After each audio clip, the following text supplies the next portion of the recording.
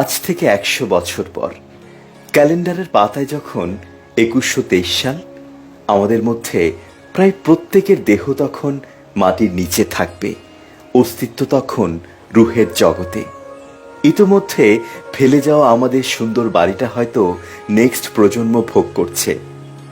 পছন্দের কাপড়গুলো ব্যাকডেটেড হয়ে গেছে, শখের গাড়িটি হয়তো অন্য কেউ চালাচ্ছে, আর আমায় খুব কম মানুষই মনে রেখেছে। কেউ হয়তো ভাবেও না আমার কথা, হাতে সময় নেই। ২১২৩ সালে কবরে শুয়ে আমরা সবাই এই বাস্তবতা উপলব্ধি করতে পারবো।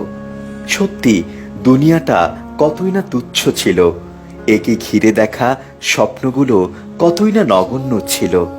তাই অন্যের ক্ষতির চেষ্টা না করে, লোভ না করে, অহংকার না করে আসুন সৎভাবে বাঁচি।